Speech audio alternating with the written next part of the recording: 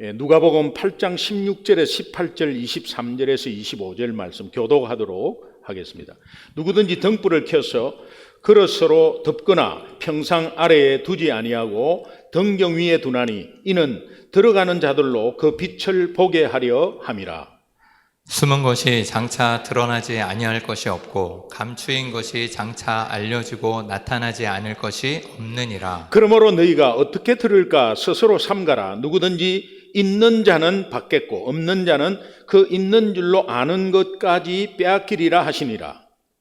행선할 때 예수께서 잠이 드셨더니 마침 광풍이 호수로 내리침에 배에 물이 가득하게 되어 위태한지라. 제자들이 나와 깨어 이르되 주여 주여 우리가 죽겠나이다 한데 예수께서 잠을 깨사 바람과 물결을 꾸짖으시니 이에 그쳐 잔잔하여지더라. 다 같이요. 제자들에게 이르시되 너희 믿음이 어디 있느냐 하시니 그들이 두려워하고 놀랍게 여겨 서로 말하되 그가 누구이기에 바람과 물을 명함에 순종하는가 하더라. 아멘. 살아계신 하나님의 말씀입니다. 제가 커피점을 한번 갔는데 우리 그 인앤아웃에 가면은 우리 음료수 컵 밑에 요한복음 3장 16절이 새겨져 있습니다. 그래서 뭐 거기에 이제 보는 사람만 볼 수 있죠. 요한복음 3장 16절이 아예 인쇄되어 가지고 이렇게 있습니다. 이 칙필레 같은 경우에도 믿음의 기업이죠. 그런데 어느 작은 커피점에 갔는데 커피를 받아가지고 이 컵을 받아오는데 컵에 성경 구절이 적혀 있어요. 근데 그 성경 구절이 인쇄된 게 아니고 그분이 직접 쓴 거예요. 그래서 내가 물어보니까 매일매일 자기가 묵상하는 말씀을 그냥 그날 하루에 그 말씀만 컵에 팔면서 컵에 이렇게 적어 준대요. 그래서 그때 미가서 6장 8절 말씀이었어요. 안 믿는 자는 뭐 관심이 없겠죠. 그리고 뭐 이게 뭐야? 뭐 성경 구절인가? 성경 말씀인가? 뭐 이런 걸 다 적어. 뭐 이 정도 했겠죠. 그런데 조금 믿음이 있는 분이나 아니면 관심이 있는 분은 성경 구절 적혀 있네? 그리고 제 같은 경우에는 찾아보게 되더라고. 미가서 6장 8절이 어떤 말씀인가 찾아보게 되더라고요. 그래서 한번 찾아봤어요. 사람아 주께서 선한 것이 무엇임을 내게 보이셨나니 여호와께서 내게 구하시는 것은 오직 정의를 행하며 인자를 사랑하며 겸손하게 네 하나님과 함께 행하는 것 아니냐. 이 전체는 말씀에 순종하는 거다. 그런 말씀이에요. 이 말씀이 기준이 되어서 오늘 본문 말씀을 준비하게 됐습니다. 그리고 오늘 본문 말씀은 미가서 6장 8절의 말씀이 아니고 그 말씀을 기초로 해서 말씀에 순종하는 것에 대해서 묵상하다가 본문 말씀이 나왔고 또 그렇게 해서 설교를 준비하게 됐습니다. 우리 성도들 중에서 어떤 스몰 비즈니스 하거나 물건을 팔 때 이렇게 하면 되겠다. 뭔가 자기 물건을 좀 그거 하거나 할 때 조그맣게 뭐 사인펜으로 이렇게 성경 구절을 하나 이렇게 적어가지고 좀 이렇게 드리면 되겠다. 아니면 물론 뭐 테이크아웃 하는 것에 픽업 오면은 거기에 뭐 하나 말씀 하나 적어주면 되겠다. 왜냐하면은 그것이 사람을 살릴 말씀이 될 수 있습니다. 그리고 믿는 자뿐만이 아니라 믿지 않는 자는 물론 예수 믿는 사람의 어떤 이상한 행동이나 아니면은 예수 믿지 않는 사람, 예수 믿지 않는 사람보다 더 심하게 나쁜 짓을 하는 예수 믿는다고 하는 사람들이 있습니다. 그러나 그들은 정말 예수님 믿지 않는 분들이죠. 그런데 실제로 예수 믿지 않는 분들도 약간 상식적인 선에서 이렇게 생각합니다. 예수 믿는 사람은 뭐 좋은 사람들 아니야? 저는 예수 안 믿을 때 예수 믿는 사람도 담배를 피네? 제가 왜 그런 생각을 했는지는 모르겠어요. 예수 믿는 사람 술 먹네? 이상하네. 어디서 받은 것도 없습니다. 성경은 그런 내용도 없습니다. 그런데 당연히 예수 믿는 사람은 나보다도 괜찮다라는 생각을 아마 암암리에 했기 때문에. 제가 사업을 할 때 모 그룹의 회장님이 이제 IMF가 와가지고 동종업체들이 다 망했어요. 근데 그 망하면 다른 업체를, 새로운 업체를 경쟁하면서 찾아야 되는데, 비서실장한테 저희 회사로 다른 회사에서 망한 일을 저희 회사 쪽으로 다 주라고 이야기했대요. 그래서 조금 위험합니다, 회장님. 같은 거를 만약에 한 회사가 안 되면 여기 회사를 해야 되는데 2개를 해야 됩니다. 그러니까 2개 하기 전에 우선 그쪽으로 줘봐. 그래서 저희가 매출이 굉장히 올란 적이 있습니다. 왜 그랬냐고 물어보니까 그 비서실장이 하는 말이, 그룹 회장이 이렇게 이야기했대요. 예수 믿는 회사가 좀 낫지 않아? 이렇게 이야기했다는 거예요. 그 사장이 예수 믿는데 예수 믿는 회사가 좀 더 낫지 않아? 그분은 골수 불교였습니다. 믿지 않는 사람인데 그렇게 말한 거죠. 여러분, 말씀이 얼마나 중요한지 모르겠어요. 여러분은 예수 믿는 자로서 물론 내가 예수 믿습니다 이렇게 말하는 것도 좋지만, 이렇게 사업하면서 또 물건 팔면서 거기에 말씀 하나 이렇게 적어 놓는 것이 얼마나 큰 영향력이 있는지 모르겠습니다. 저는 그것을 깨닫고 오늘 말씀을 준비했습니다. 우리는 하나님의 말씀을 듣고 사는 존재들이고, 그러나 말씀을 들을 때에 우리의 듣는 자세와 마음가짐이 굉장히 중요합니다. 왜냐하면 말씀은 우리의 삶의 빛처럼 드러나야 하고, 우리 삶 속의 관계에서 실제로 그 말씀이 실천되어야 하고, 그 말씀으로 어려운 시험을 통과할 때 비로소 우리의 신앙은 깊어지기 때문입니다. 성경에서 믿음의 계보를 쭉 보면 아벨, 에녹, 노아, 에브라함, 이삭, 야곱, 다윗 계속해서 보면 모두가 연약한 인간들입니다. 그런데 공통분모는 그들은 때마다 하나님의 말씀에 귀 기울여 듣고 그 말씀대로 순종한 사람들이기 때문에 성경은 이런 사람들을 믿음의 선조라고 부릅니다. 이런 맥락에서 오늘 본문 우리에게 중요한 비밀을 가르쳐주고 있습니다. 나의 믿음은 흔들리는 믿음인가? 굳건한 믿음인가? 오늘 설교 제목과 관련해서 우리가 흔들리지 않고 굳건한 믿음의 소유자가 되려면 본문이 알려주는 비밀이 2가지가 있습니다. 첫 번째는 어떻게 들을까 스스로 삼가라 라고 말합니다. 성경 말씀을 읽으면 이게 무슨 말인지 조심해라는 뜻인가 이렇게 하지만 그 단어 하나에 깊은 뜻이 있습니다. 어떻게 들을까 스스로 삼가라, 이 말이 여기에 스스로 삼가라 하는 말입니다. 이 원어로 보면 블레포라는 단어인데 주의를 기울이다, 인지하다, 이제 그런 뜻입니다.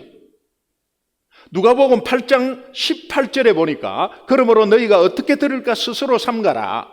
누구든지 있는 자는 받겠고 없는 자는 그 있는 줄로 아는 것까지 빼앗긴다. 어떻게 들을까 스스로 삼가라. 이 말씀은 말씀을 들을 때 주의 깊게 생각해서 그 말씀을 귀 기울여 듣고 머리로만 있는 것이 아니라 내 마음판에 한번 새겨보라는 것입니다. 말씀을 듣는 자의 태도와 자세를 말씀하는 것인데 이것이 굉장히 중요하게 강조되는 말씀이에요. 겸손하고 진실되게 말씀을 새겨 듣는 사람은 있는 것 위에 더하여지는 은혜와 풍성함을 경험한다는 거예요. 그러나 교만해가지고 나 다 알아, 저 말씀 꼭 내한테 하는 건데 저 뭔 말씀이 내한테 지금 하는 거야, 나를 괜히 지금 시비 거는 거야, 이런 마음으로 이렇게 받으면 말씀에 귀 기울여 받는 것이 아닙니다. 그렇게 되는 사람은 자기가 가지고 있는 것까지 빼앗긴다고 합니다. 이 말씀은 살아계신 하나님이신 예수님이 직접 말씀하신 겁니다. 본문 16절, 17절을 보면은 우리가 왜 말씀에 귀 기울여야 하는지에 대해서 이유를 말씀하는데 16절 우리 함께 한 목소리로 읽어보겠습니다. 같이 읽습니다. 시작. 누구든지 등불을 켜서 그릇으로 덮거나 평상 아래에 두지 아니하고 등경 위에 두나니 이는 들어가는 자들로 그 빛을 보게 하려 함이라. 여기에 등불이라는 것은 하나님의 말씀을 말합니다. 예수님이 지금 말씀하시는 거예요. 등불을 등경 위에 둔다. 이거 믿는 자가 어두운 세상을 비추는 역할을 해야 되는데 이것은 말씀에 귀 기울여 듣고 마음판에 새길 때 가능한 일이다. 이제 그런 의미예요. 그렇다면 우리가 왜 말씀에 귀 기울여야 하는가의 그 첫 번째 이유가 16절에서 말하고 있는 것 아닙니까? 다시 한번 16절을 보면 누구든지 등불을 켜서 그릇으로 덮거나 평상 아래에 두지 아니한다. 등불을 켜가지고 누가 발 밑으로 침대 밑에 둡니까? 다 보일 수 있도록, 다 비출 수 있도록 이렇게 두죠. 등경 위에 두나니, 등경 위에 다 위쪽에서 두죠. 들어가는 자로부터 그 빛을 바로 보게 그렇게 두는 거죠. 이 말씀은 어떤 말씀이냐면 빛 대신 말씀은 믿는 자를 통해서 온 세상을 비춘다는 거예요. 말씀이 믿는 자를 통해서 온 세상을 비추게 된다는 거예요. 그러면 어두운 거 드러나게 되죠. 그 빛을 보게 하려 함이라. 그 빛을 보게 하려 함이라. 이게 세 가지의 의미로 해석될 수 있습니다. 첫 번째 해석은 만일 숨겨진 것이 악이라면 하나님의 심판이 필연적으로 임하게 된다라는 의미가 됩니다. 그러나 만약에 숨겨진 것이 선이라고 한다면 이는 예수님이 제자들에게 가르쳐 주신 진리의 말씀, 다시 말하면 복음이 장차 제자들에 의해서 밝히 드러나게 될 것이다 라는 의미입니다. 세 번째는 주님의 빛을 받은 모든 성도들이 세상의 빛으로 비추어서 그 세상의 어두움 가운데서 다 밝히 드러난다는 뜻이에요. 종합하면 우리가 말씀에 귀 기울여 들으면 그 말씀이신 진리의 빛을, 그 빛을 가지고 세상을 구원의 길로 인도할 수 있다. 이제 그런 의미예요. 내 힘으로, 내 지식으로 안 됩니다. 오직 말씀으로 세상을 인도할 수 있다. 그래서 우리가 말씀에 귀 기울여야 하는 것의 이유입니다. 두 번째 이유는 17절에 있습니다. 17절 한번 한 목소리로 함께 읽겠습니다. 같이 시작. 숨은 것이 장차 드러나지 아니할 것이 없고 감추인 것이 장차 알려지고 나타나지 않을 것이 없느니라. 두 번째 의미는 말씀으로 인해서 숨은 것이 드러나고 감추인 것이 나타난다는 거예요. 이것은 이 세상에 비밀이 없습니다. 세상에 빛 대신 하나님의 말씀이 있는 한 감추어진 것이나 숨겨진 것은 있을 수 없다는 것입니다. 따라서 우리는 진리의 말씀을 귀 기울여 듣고 마음에 새겨서 우리 삶 속에서 빛 대신 진리의 말씀을 대신 비추어서 세상의 악한 요소들을 드러내고 밝혀 드러내고 또 복음의 진리가 무엇인지를 밝히 드러내는 귀한 사명이 있다는 거예요. 중요한 것은 먼저 우리가 빛 대신 말씀에 귀 기울여 듣고 마음판에 새기는 것입니다. 우리가 말씀을 귀 기울여 듣는다면 그 말씀으로 인해서 분명 여러분의 삶이, 우리의 삶이 변화될 것이고, 또 우리 주변 사람들이 우리의 변화된 삶 속에 나타나는 열매를 보고 주 앞으로 돌아오게 될 것입니다. 전도된다 이 말이에요. 따라서 우리는 전도를 심플하게 정의할 수 있습니다. 우리의 크리스찬의 삶이, 그 삶 자체가 곧 전도다. 우리는 고구마 전도에서 전도의 정의를 좀 배웠는데, 그 정의의 중요한 세 단어가 나오는데 being, doing, telling. 전도는 예수 그리스도의 복음을 being, doing, telling으로 전하는 거다. 삼위일체 하나님께 의지해서 그들을 주 앞으로 이끌어내기 위해서, Evangelism is being, doing, telling the good news of Jesus Christ, depending on the triune God, 삼위일체의 하나님께 의지하여 to draw His own, 그의 백성을 이끌어내기 위해서, 누구에게로? Unto Himself, 그에게로. 그래서 전도는 핵심이 being, doing, telling이에요. 이 세 가지는 크리스찬으로서의 삶 전체를 말합니다. 이 삶 전체, 곧 전도는 곧 삶입니다. 말씀을 귀 기울여 듣는다는 것은 그 말씀이 삶의 어두운 주변을 밝히는 빛이 되고 마침내 불신자들이 주 앞으로 돌아오는 전도로 이어진다는 것입니다. 따라서 전도의 시작은 어디에서부터 시작되냐? 나 전도해야 되겠다가 아니라 전도의 시작은 하나님의 말씀을 귀 기울여 집중해서 들을 때부터입니다. 오늘 이 예배 시간에 본문을 중심으로 선포되는 말씀을 귀 기울여 들을 때에 16절, 17절에서 약속하신 말씀이 여러분의 삶에 온전히 이루어지게 되기를 주님의 이름으로 축원합니다. 우리가 흔들리지 않고 굳건한 믿음의 소유자가 되려면 오늘 본문이 말씀하는 두 번째 비밀, 있는 자는 받는다라는 것입니다. 이 자체를 보면 저 무슨 말이야? 누가복음 8장 18절에 보면 중간에 누구든지 있는 자는 받겠고 없는 자는 빼앗기리라. 여기서 있는 자는 어떤 뜻이냐? 하나님의 말씀을 소유하고 순종하는 자를 말합니다. 말씀에 대한 순종은 굳건한 믿음의 중요한 기초가 돼요. 우리가 다 알고 있는 마태복음 7장에 나오는, 예수님이 이것도 직접 비유하신 것입니다. 말씀에 나오는 모래 위에 지은 집, 반석 위에 지은 집 비유가 나오죠. 네, 여기에 집이라는 것은 믿음입니다. 믿음. 근데 여러분의 믿음은 어디에서 지어졌느냐? 모래 위에 지어졌느냐? 반석 위에 지어졌느냐? 반석 위에 집을 지으려면 굉장히 힘들어요.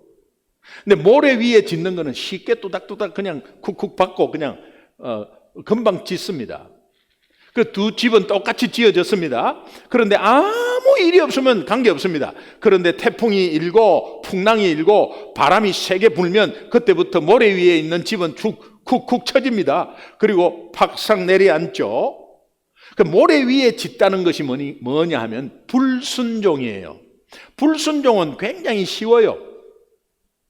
불순종은 굉장히 쉽습니다. 안 해버리면 되니까. 근데 순종은 힘들어요. 자율적인 순종은 무엇이냐 하면 하지 마라. 나는 하고 싶어. 근데 성경은 하지 마라. 하고 싶은데 하지 말라니까 안 하는 겁니다. 이게 자율적인 순종이에요. 나는 안 하고 싶어. 근데 하라고 합니다. 안 하고 싶은데 하라고 하니까 하는 것이 자율적인 순종이에요. 이거 힘듭니다. 이것이 여러분이 그렇게 순간순간 나는 하기 싫지만 하는 것, 하고 싶지만 안 하는 것, 이런 것들이 쌓여가지고 반석이 되는 거예요. 그럼 여러분의 믿음은 어느 인생의 큰 풍파가 와도 전혀 흔들리지 않습니다. 신앙의 어떤 시험이 와도 전혀 흔들리지 않습니다. 누군가가 뭔가 막 공격해도 전혀 흔들리지 않습니다. 그런데 여러분이 어느 순간 믿지 않는 자보다 못하게 팍살 주저앉았다. 그러면 여러분은 지금까지 불순종의 결과입니다. 그럴 때에 주저앉아 있는 것이 아니라 하나님은 또 우리에게 일어서라고 말씀을 주십니다. 그래서 결단을 하는 거예요. 여러분, 오늘 결단했습니다. 말씀을 받고 결단했습니다. 근데 여러분 한번 솔직히 한번 생각해 보세요. 화요일 지나면 오늘 말씀이 기억이 나지 않습니다. 여기는 IQ하고는 관계없습니다. 그럼 화요일 날 기억이 안 나면 어떻게 해요? 뭐 적용 못 하는 거죠. 그러면은 내가 결단한 것이 결단이 실천이 됐는지도 모릅니다. 그런 가운데 어느 순간 결단한 것이 생각이 나면서 안 된 것이 드러났습니다. 결단했는데 또 못했네. 그런데 그때 또 말씀이 주어집니다. 그러면 여러분은 다시 한 번 더 말씀을 주어진 그 말씀에 결단하시면 돼요. 그리고 여러분이 이틀 지나면 안 됩니다.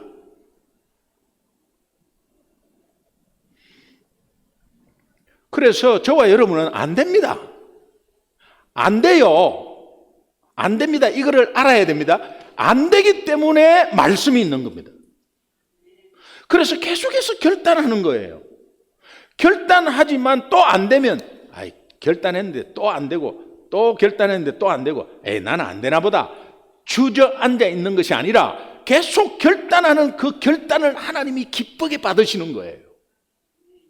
그러면 3일 전에 결단한 거와 3일 후에 결단한 거와 일주일 후에 결단한 결단 내용은 똑같습니다. 그런데 일주일 후에 세 번째 결단은 여러분 자체가 달라요.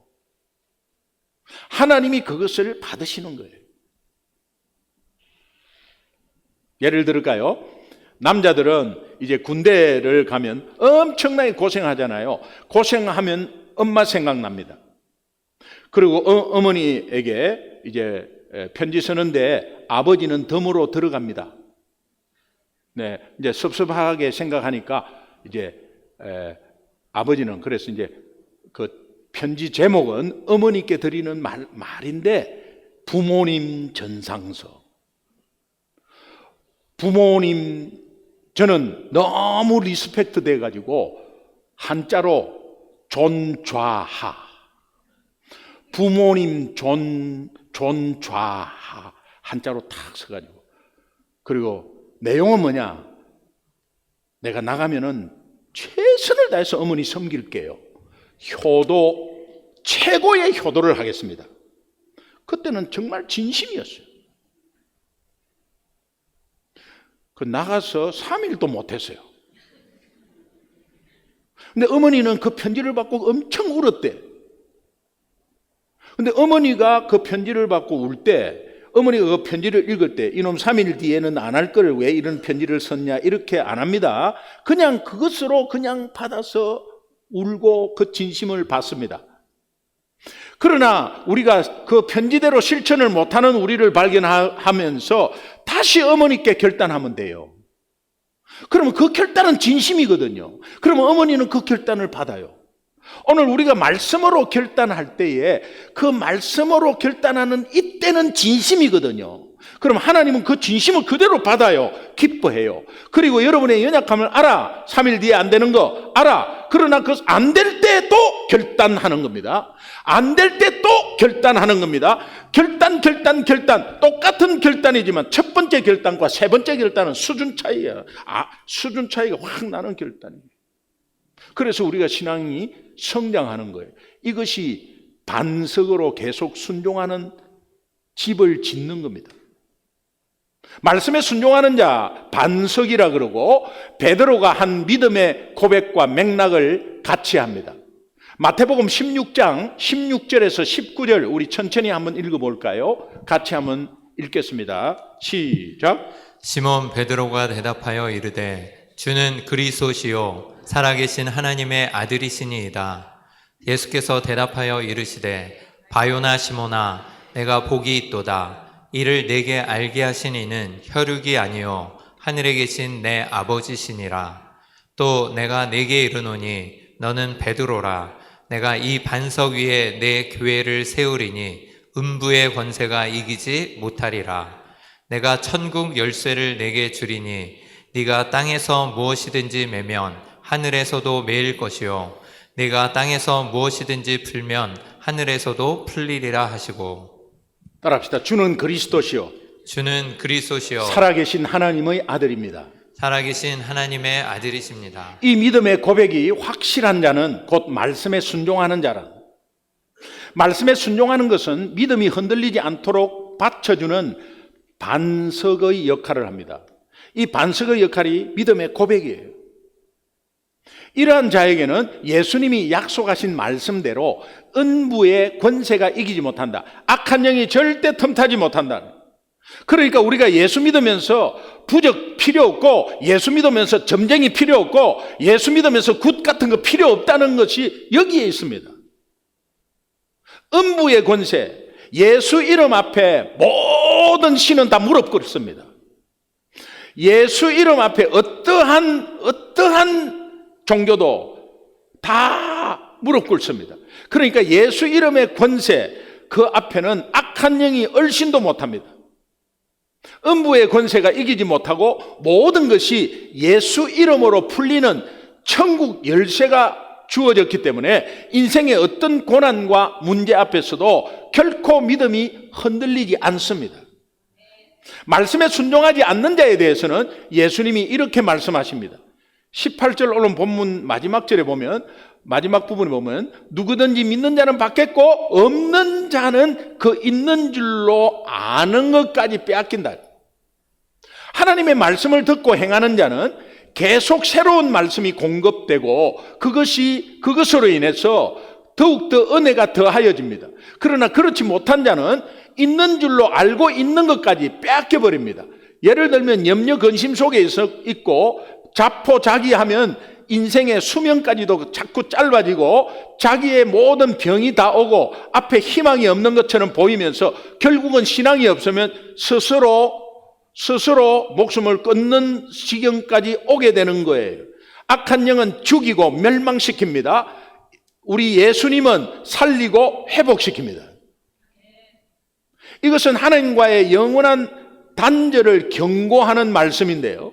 하나님은 모든 사람이 진리의 말씀을 듣고 그 말씀에 순종하면서 살아가고 회복되고 풍성한 열매, 생명의 결실을 거두기를 원하십니다. 그렇지만 이러한 진리를 듣고도 길을 닫아버리거나 의도적으로 딱 마음을 닫아버리는 사람에게는 마태복음 25장에 나오는 달란트 비유 중에 하나님이 주신 재능을 묻어둔 한 달란트 받은 사람처럼 그 사람처럼 되어가지고 스스로 지니고 있다고 생각하는 것조차 빼앗기는 결과를 가져오게 된다. 마태복음 25장 29절 말씀을 한번 보겠습니다. 같이 읽습니다. 시작. 무릇 있는 자는 받아 풍족하게 되고 없는 자는 그 있는 것까지 빼앗기리라. 여기서 있는 자는 뭡니까? 말씀에 순종하는 자입니다.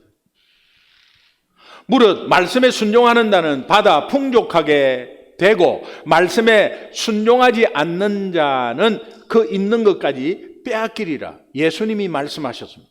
이 말씀은 야고보서 2장 26절의 말씀과 뜻을 같이 합니다. 26절 말씀은 영혼 없는 몸이 죽은 것 같이 행함이 없는 믿음은 죽은 것이다. 구원의 조건은 오직 예수 믿는 겁니다. 그러나 예수 믿고 난 사람은 행함에서 변화가 있어야 됩니다. 그래서 보이는 것은 예수 믿는지 안 믿는지는 우리는 아무도 모릅니다. 그런데 그 사람이 행동하는 모습에 변화가 있는 것을 통해서 저 사람은 예수 믿구나 라는 것을 알게 됩니다. 우리가 날로 새롭게 되고 자꾸 변화되어가는 모습이 예수 믿는 자입니다. 그것은 말씀에 순종하기 때문입니다. 여러분 예수 믿으십니까? 그렇다면 예수님이 직접 말씀하신 이 마태복음 25장 29절 또 누가복음 8장 18절의 말씀이 참으로 믿어지는 은혜가 있기를 주님의 이름으로 축원합니다. 아멘. 여러분이 섬기고 있는 우리 교회, 소중한 교회는 건강한 교회입니다. 그리고 성경대로 온 쪽짜리 복음을 가르치고 선포하고 예수님만 전하는 교회입니다. 참으로 좋은 교회입니다.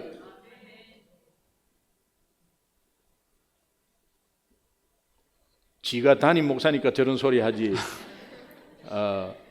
그런데 정말 여러분 이런 교회 만나기 힘들어요.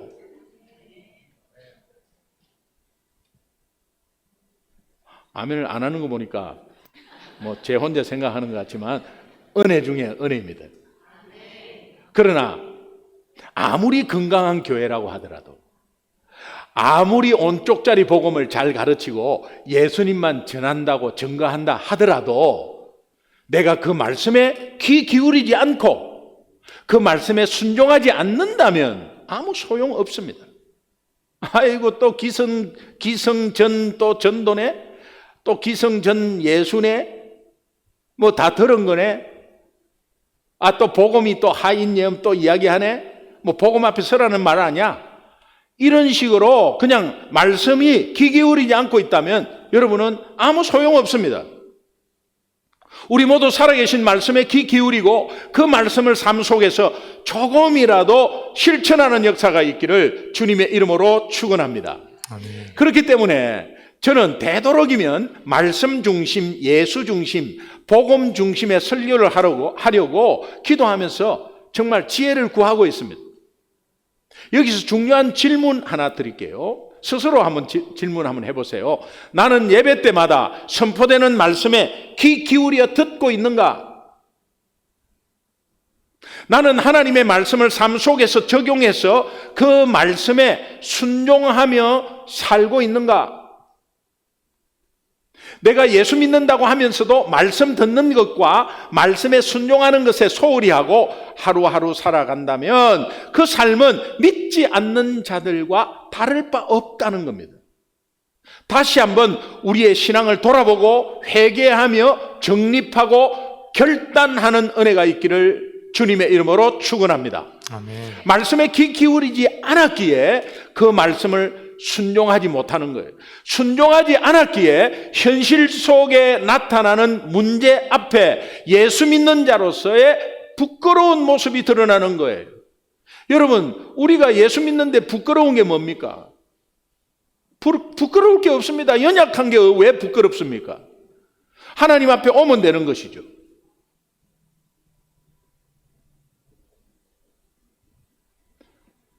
그러나 말씀에 귀 기울이지 않고 예수 믿는다고 하면서 말씀에 순종하지 않는 그 모습이 부끄러운 모습이에요. 어떤 상황이 올 때 큰일 났다, 이게 큰일 났다, 이 큰일 났다. 예수 안 믿는 사람도 큰일 났다. 예수 믿는 사람도 큰일 났다. 어떻게 하면 좋냐? 예? 그래갖고 막 다 아둥바둥하고 막 왔다 갔다 하다가 지나가 버렸어요. 지나가고 상황이 종료된 다음에는 굉장히 부끄럽습니다. 내가 예수 믿는 자, 안 믿는 자와 똑같았구나. 그러나 여러분 뿌듯한 게 뭡니까? 큰일 났다, 큰일 났다. 아닙니다. 우리 하나님은 살아계셔서 이 상황을 선하게 인도하실 겁니다. 아닙니다. 저는 예수 믿고 예수님한테 기도할게요. 아닙니다. 괜찮습니다. 이거 큰일 나는 거 아니야? 그래도 우리가 기도하면 들어주실 겁니다. 라고 했을 때 어느 상황이 지나갔습니다. 얼마나 뿌듯한지 몰라요. 여러분이 부끄러운 것은 못 사는 거 아닙니다. 돈 없는 거 아닙니다. 영어 잘 못하는 거 아니에요. 중요한 것은 예수 믿는 자로서 믿음의 반석에 서지 못할 때 그만큼 부끄러운 게 없어요. 그 모습이 갈릴리 호수에서 강풍을 만난 제자들의 모습으로 보여주는 거예요. 오늘 말씀이 이어지는 곳이 23절, 24절이에요. 우리 본문 말씀 23절, 24절 보겠습니다. 같이 시작. 행선할 때 예수께서 잠이 드셨더니 마침 광풍이 호수로 내리침에 배에 물이 가득하게 되어 위태한지라. 제자들이 나와 깨워 이르되 주여 주여 우리가 죽겠나이다 한데 예수께서 잠을 깨사 바람과 물결을 꾸짖으시니 이에 그쳐 잔잔하여지더라. 제자들이 두려워하고 있는데 예수님이 광풍을 꾸짖으십니다. 예수님이 자연을 지배하시는 하나님이심을 보여주는 장면입니다. 우리는 이 시점에 제자들이 처음 예수님을 만나서 1년 이상을 예수님과 함께 하고 있는 시점이에요. 다시 말하면 예수님의 말씀을 1년 이상 듣고 그 말씀의 기적을 1년 이상 보고 있는 상황이었어요. 그동안 함께 했던 모든 가르침의 말씀과 기적을 이 제자들이 기억하지 못했습니다. 그들의 영적 미숙함을 지적하고 있는 말씀이 25절 말씀인데 함께 읽겠습니다. 같이 읽습니다. 시작.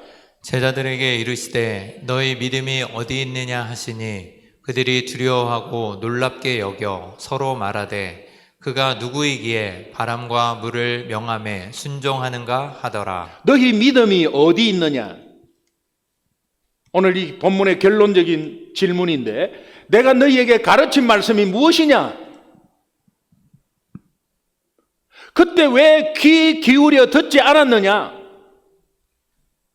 그러니까 실제 삶의 문제 앞에서 그